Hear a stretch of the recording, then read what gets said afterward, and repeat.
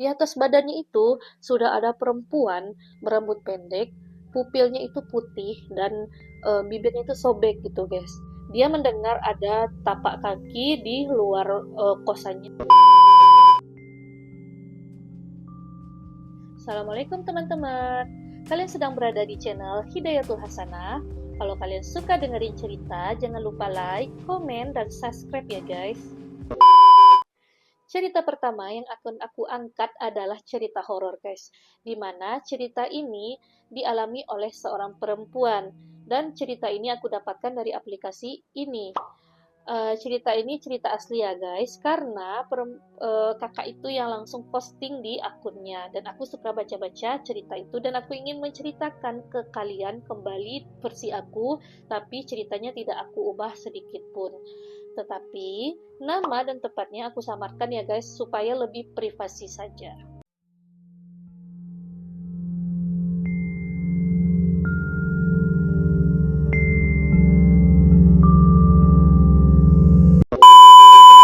Cerita ini bermula dari seorang perempuan yang bernama Nani. Nah, kita sebut saja namanya Nani ya guys ya. Jadi si Nani ini bekerja di kantoran. Sedangkan dia harus ngekos guys dan karena dia jauh dari kampungnya guys, karena dia ngerantau gitu. Nah, kebetulan dia dapat kos-kosan yang dekat dari kantornya guys dan terjangkau murah sesuai dengan gajinya. Nah, si Nani ini punya pacar yang bernama si Dandi. Si Dandi ini juga bekerja di kantoran, tetapi kantornya beda guys, tapi cuma satu wilayah aja sama si Nani. Jadi, si Dani ini lebih dulu dapat cuti daripada si Dandi. Karena si Dandi belum tentu nih, belum jelas juga nih cutinya kapan untuk bisa mudik ke kampung halamannya. Sedangkan si Nani sudah ditentukan harinya untuk mudik. Karena mereka ingin bersamaan mudik, pulang kampung sama-sama berdua, jadi si Nani ini harus menunggu si Dandi ini untuk cuti guys gitu. Nah, di sore harinya, pada saat pulang kerja, si Nani ini sudah mendapatkan libur, guys. Nah, kebetulan dia melihat teman kosnya satu persatu sudah mudik, guys. Nah, kebetulan di sebelah kamar si Nani ini ada bernama si Tari, guys. Nah, si Tari ini juga mau pulang, dia sudah packing-packing segalanya. Terus dia nanya nih ke si Nani, Nan, lo belum pulang? Terus si Nani ini jawab, belum, karena gue harus nunggu si Dandi dulu nih. Kalau enggak, gue nggak bisa pulang karena gue harus motoran sama dia buat menghindari macet gitu guys. Nah oke lah gitu kata si Tari, gue duluan ya pulangnya. Ya nggak apa-apa kata si Nani ini. Terus si Tari bilang, "Eh, gini Tar, lu kemungkinan penghuni kos satu-satunya di sini karena orang pada mudik, Nan, nggak apa-apa." Ya nggak apa-apa gitu kata si Nani. Si Nani ini masih positive thinking guys, karena dia berpikiran nggak akan jadi terjadi apa-apa kok di kos itu gitu, aman-aman aja karena dia udah lama juga tinggal di situ. Nah, jam 10 malam si Tari itu pulang dan dia udah dijemput oleh travelnya. Nah, tinggallah si Nani ini di kamarnya. Terus si Nani ini masih berpositif thinking, dia masih scroll HP-nya di tengah malam itu. Kebetulan malam-malam itu dia agak janggal guys. Dia mendengar ada tapak kaki di luar kosannya dan mas keran di WC itu hidup guys gitu. Tapi si Nani ini berpikir mungkin ada penghuni kos yang lain selain dirinya gitu. Dan si Tari ini salah. Katanya tadi kan si Nani doang tuh yang sendiri. Kebetulan si Nani ini mendengar tuh ada tapak kaki dan bunyi air gitu guys. Tapi sangat lega lah si Nani ini gitu. Dia merasa oh alhamdulillah tuh ada ya penghuni kos lain selain dirinya gitu. Nah, pada saat itu dia mau tidur guys. Kebetulan si Nani ini kebelet kencing atau BAK gitu guys. Nah, si Nani ini keluar dong, keluar kamarnya, terus dia ngeliat di samping kiri kamarnya itu di samping kiri kamar si Tari itu ada kamar, kita sebut saja namanya si Dewi guys. Nah, si Dewi ini eh, masih tidak terlalu dekat sama si Nani, makanya si Nani ini nggak mau terlalu banyak ngomong sama si Dewi karena si Nani ini cuma dekatnya sama si Tari guys. Terus dia seneng dong, dia pergi ke WC dan dia BAK. Terus pas keluar dari WC, dia ngelihat di WC-nya itu sudah tertutup pintunya, tapi kamar yang si Dewi ini masih nyala dan dia masih berpikiran, oh masih ada si Dewi kok gitu. Nah, terus dia pergi ke kamarnya untuk tidur. Nah, malam-malam itu alhamdulillah suasananya masih nyaman guys. Tidak ada terjadi apa-apa gitu. Tapi si Nani ini masih tetap ya positive thinking lah gitu. Dia nggak kenapa-napa di dalam kosnya itu. Nah, setelah jam 3 subuh, si Nani ini bangun, guys. Dia keluar dan melihat kamar si Dewi ini mati lampunya, guys. Tapi dia masih positive thinking, mungkin si Dewi ini nanti bangunnya atau dia memang tidak puasa gitu, guys. Nah, si Nani ini nelpon si Dandi nih buat apa namanya sahur bareng di luar gitu, guys. Nah, kebetulan mereka pergi sahur di luar.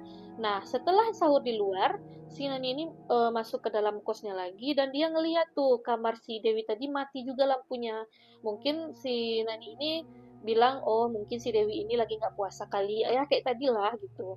Nah, si Nani ini masuk ke kamar dan dia tidur guys. Dia sampai lanjut lah tidurnya setelah sholat subuh gitu. Nah, jadi malam itu masih aman ya guys ya, dia masih positive thinkingnya dia gitu guys. Nah, setelah itu pas mau berbuka puasa, si Nani ini uh, pergi lagi sama si Dandi keluar, dia buka puasa bareng gitu guys. Jadi si Nani ini bilang sama si Dandi, kamu cutinya kapan? Oh, kebetulan aku cutinya udah dapat nih. Aku nggak kerja lagi besok, aku udah cuti hari ini. Gimana? Kita pulangnya hari ini atau bagaimana? Terus si Nani sepakat, ya udah nanti setelah berbuka puasa aku packing dulu dan kita pulang bareng ya. Oke, kata si Dandi ini. Dan ternyata setelah mereka berbuka puasa, hujan sangat deras guys. Nah, terpaksa mereka harus neduh dulu nih, nggak bisa pulang. Kebetulan kebablasan sampai jam 10 malam. Bagaimana dong, gimana mereka pulang untuk mudik gitu guys. Sedangkan mereka motoran pasti dingin dijalankan, si Nani ini nggak sanggup. Terus dia bilang ke Dadi gini, ya udah kita pulangnya besok aja gimana, tapi setelah sahur. Kamu mau nggak? Terus si Dadi bilang ya udah oke. Nah, setelah itu si Nani ini pulang nih sama si Dandi. Terus dia lihat di kosnya itu gelap guys. Padahal sebelum si Nani ini pergi berbuka puasa, lampunya udah dinyalain. Terus si Nani ini bingung gimana kok bisa mati ya, tadi udah aku hidupin gitu. Terus si Nani ini nggak berani, terus dia bilang sama si Dandi, tolong temenin aku untuk hidupin lampu gitu. Jadi si Dandi ini mengiyakan kata si Nani. Setelah lampu di kos Nani nyala di lantai 1 dan di lantai 2, si Dandi ini pamit ke si Nani untuk pulang ke kosnya. Jadi si Nani ini masih positive thinking guys. Dia pergi ke kamar mandi untuk BAK dan kembali ke kamarnya. Setibanya di kamar, dia mendapatkan pesan dari bapak kosnya. Si bapak kosnya bertanya, memang kamu masih di kos Nani? Ya pak, saya masih di kos, tapi besok saya pulang setelah sahur gitu. Terus bapak kosnya bilang, oh oke gitu.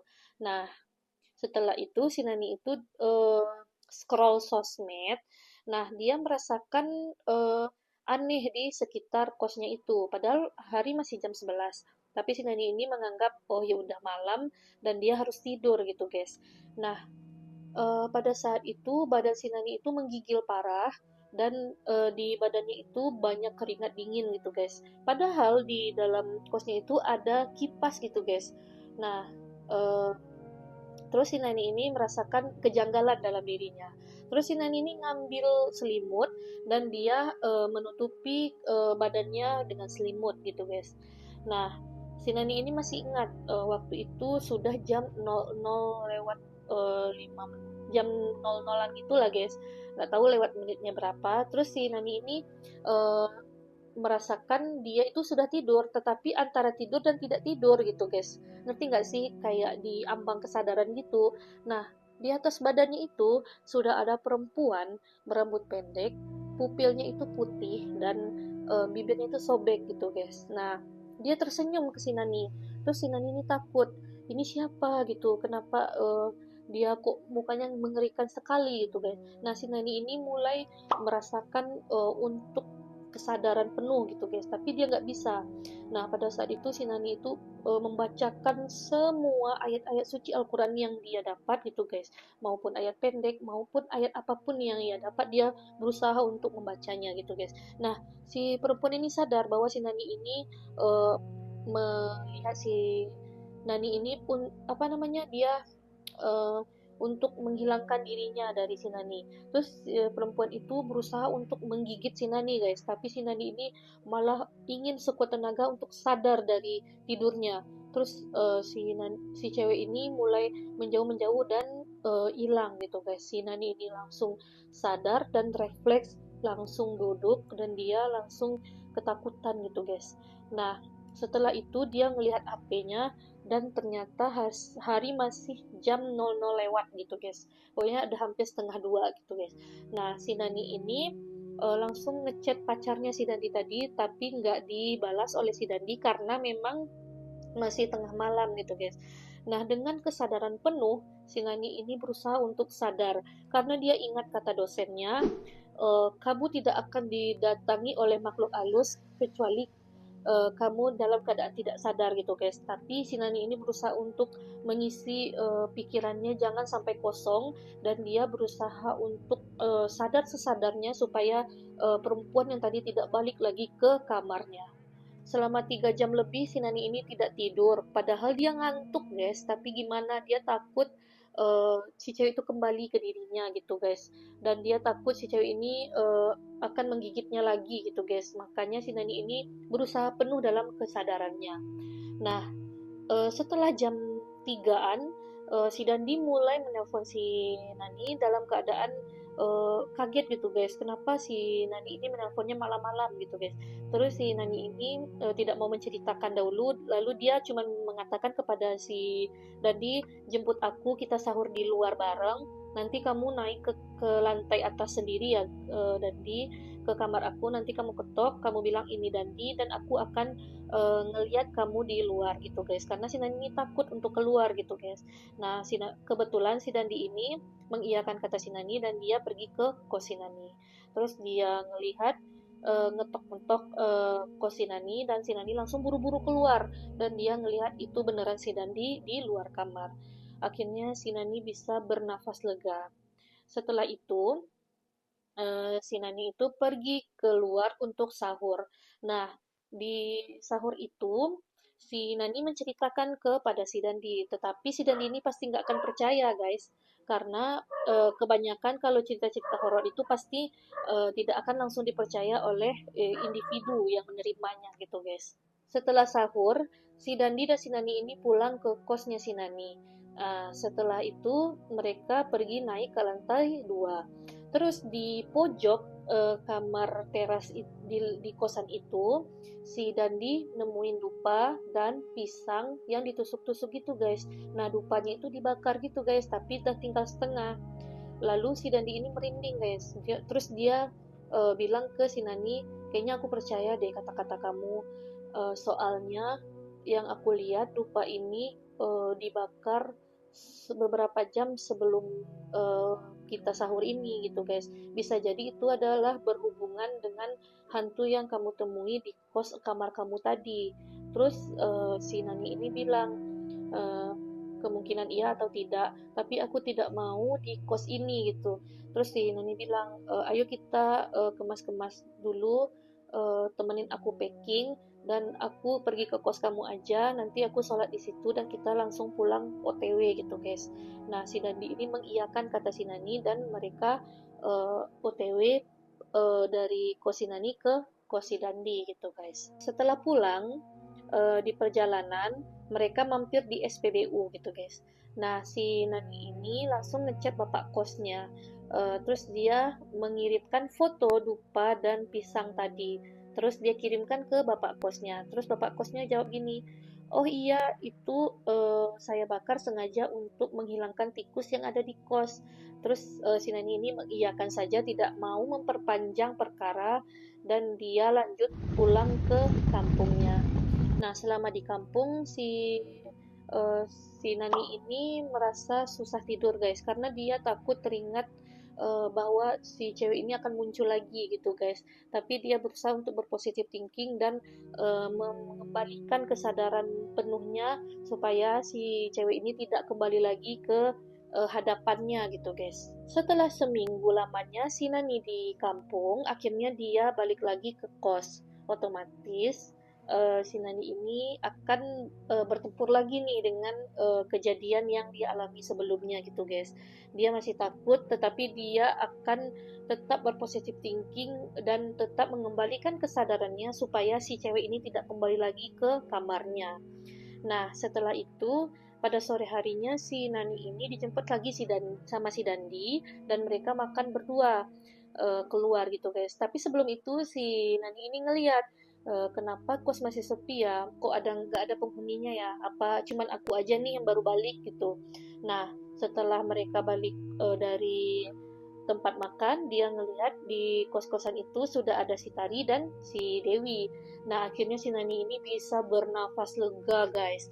Dia akhirnya ada temen nih di kosan gitu. Nah, dengan rasa penasarannya, si Nani ini menceritakan kembali ke si Tari dan si Dewi dengan apa yang telah dia alami gitu guys.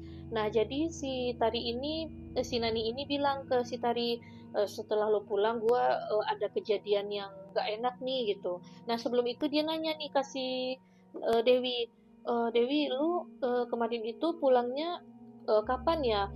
Setelah gua atau sebelum gua? Soalnya gue lihat kamar lu udah gelap gitu. Padahal pada saat si Tari pulang, kamar lu masih nyala lampunya. Terus si Dewi ini bilang, gue pulangnya duluan gitu daripada si Tari. Loh, kaget dong si Nani ini, dan dia menceritakan apa yang telah terjadi pada dirinya. Otomatis si Tari dan si Dewi ini kaget dong. Lah, padahal gue udah pulang pulang duluan nih daripada si Tari gitu. Kenapa lo ngelihat kamar gue masih hidup? Padahal kamar kosan gue udah gue matiin lampunya. Dan mereka kaget guys. Jadi kesimpulannya itu si Dewi itu nggak ada di kosannya guys. Jadi dia udah pulang duluan sebelum si Tari. Nah, kira-kira yang si Nani itu dengerin tapak kaki dan eh, keran nyala itu siapa guys? Coba tebak. Saya juga takut sebenarnya guys. Nah, setelah beberapa hari berlalu, si Nani ini nggak diganggu guys. Nah, si Dandi ini balik lagi ke kosnya si Nani untuk jemput si Nani buat makan malam berdua di luar. Nah, pada saat parkir motor di luar, si Dandi ini nggak sengaja nyenggol papan di dekat parkiran itu guys. Dan papan itu kan otomatis jatuh tuh. Nah, dia ngelihat di belakang papan itu ada pot bunga dan banyak dupa dan pisang dan ditusuk-tusuk gitu guys, dan dia kaget dupanya itu banyak dari pertama yang ia temuin gitu guys. Nah, kalau ia menghilangkan tikus, kenapa letaknya harus di parkiran, kenapa nggak di kosan lagi gitu? Nah, si Dandi ini nanyain ke si Nani, si Dandi ini nanyain ke si Nani, kamu yakin nih ngekos di sini? Kamu nggak pindah aja? Tapi si Nani ini masih berpikir guys, karena kosannya itu murah dan dekat kantoran itu. Jadi si Nani ini masih ngekos sampai hari ini gitu guys. Dan dia eh, masih ada bermimpi dengan perempuan itu, tetapi si Nani ini masih bisa melawan dengan bacaan-bacaan surah yang dia hafal. Nah, jadi si Nani ini udah terbiasa aja dengan bertemu dengan perempuan itu gitu guys. Nah, jadi kesimpulannya, coba kalian komen di bawah ya guys ya. Untuk apa bapak kos itu membakar dupa dan menusuk-nusuk pisang? Nah, coba kalian komen di bawah, karena aku nggak tahu tuh apa maksudnya gitu guys. Coba komen di bawah ya guys ya. Nah, sekian video cerita horor hari ini. Dan kita ketemu di cerita horor lainnya. Jangan lupa subscribe dan share ke teman-teman kalian tentang pengalaman cerita si Nani ini gitu guys.